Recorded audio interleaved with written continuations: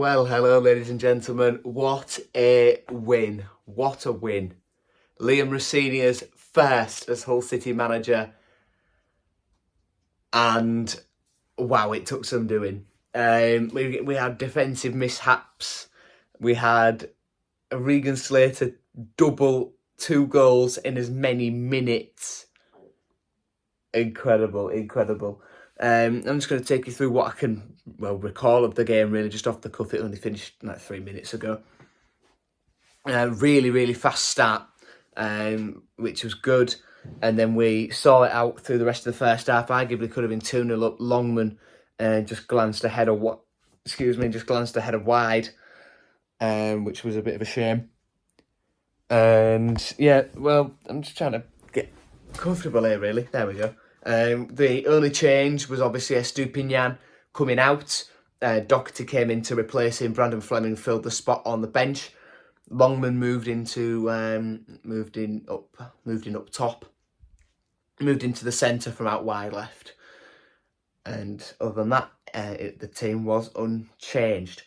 Like I said, really fast start. That's positive. That's what teams have done to us a lot this season. Grabbed an early goal, and from there we can't come back. So the fact that we got a goal early is really positive. Pelkas did amazingly well. Great finish. And the ball by Greaves was absolutely incredible. It was a really nice ball. Just split the defence incredibly well. Isolated them all. Pelkas lost his marker, kept onside. And I think it was it Longman who was credited for the assist, or was it Greaves?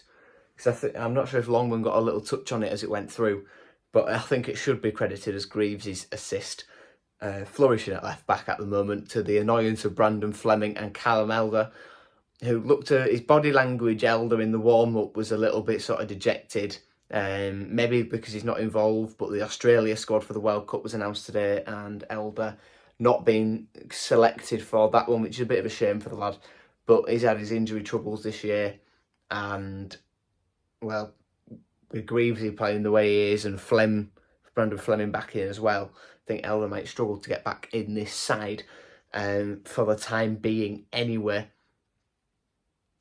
Yes, we could have gone 2-0 up in that first half, but like I say, great ball in by whoever it was. I think it might have been Greaves again, or was it from the other side by Christie or Woods? Not too sure. By the way, just on that note, I noticed that Ryan Woods from holding midfield was sort of dropping wider into the right back to cover for Cyrus Christie, bombing forward and to help out on the attacking front. I really like that, and I think Seri was doing similar or Woods might have even been doing similar if we were more focused down the left and Greavesy wanted to bomb forward. I think that was a really nice little detail that I picked up.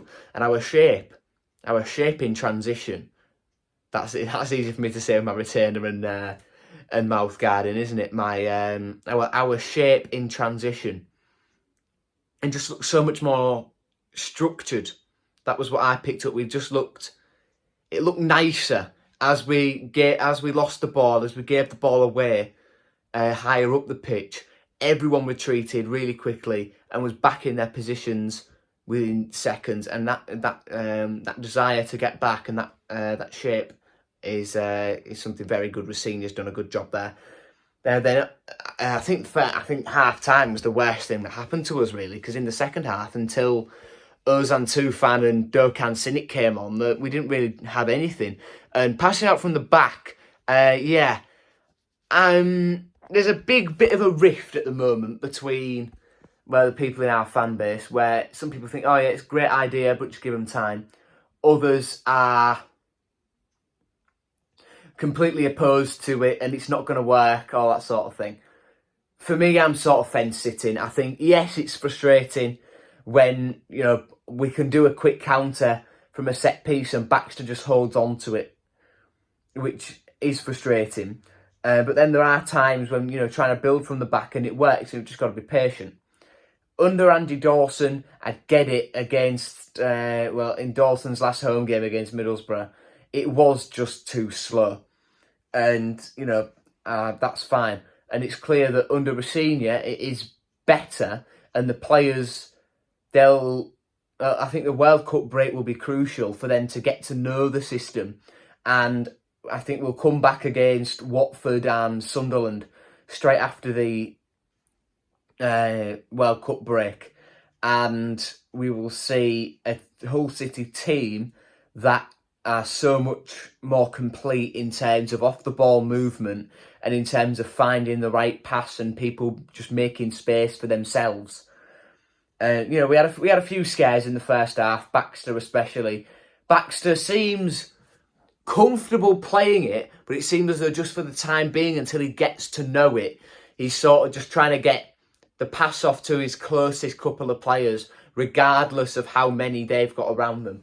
And for Cardiff's first goal, that was definitely the case, where Baxter, Seri, Figs and Alfie Jones were just sort of knocking it about between them on the edge of the box, and it was just never going to work, really. So the press was put on by Cardiff. They were seeing that we just wanted to move it into the midfield every single time. After the centre-backs and goalkeeper had moved it between them a little bit, it was always right, look for Seri or look for Woods and build from there. Cardiff picked that up, pressed that, and then that's how Robinson got the goal. And Baxter pushing high, Robinson tried to lob him, but it didn't quite happen. A bit later on in the half, a couple of minutes, I think it was about 5 or 6 minutes later on. And then their second goal was just disgraceful. Gavin White off the bench, ex-Tiger, one of the ones that played for us, but nobody ever remembers played for us because nobody was actually in the stadium to see it. We were all just sat on our sofas with iFollow on the laptop or on the TV.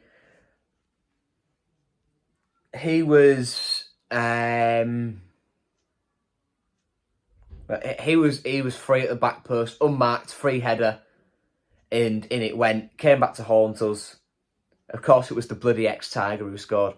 But then after that, I mean, first attack of the half when we scored, Slater received the ball from Cynic, great turn in a tight spot, and then fooled the keeper. Keeper thinking, right, he's put it on his strong right foot.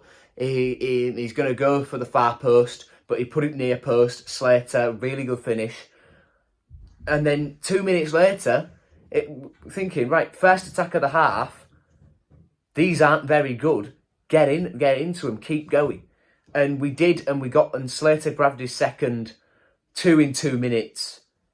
Absolutely brilliant. And then when Longman came off, Rosenior stuck Slater up front to see if we could get him his hat-trick. And Slater doubled his City goal tally in this game from the 2 he had before, one against Bristol Rovers in League One and his one at Blackpool a few weeks ago. And then 2 tonight against Cardiff.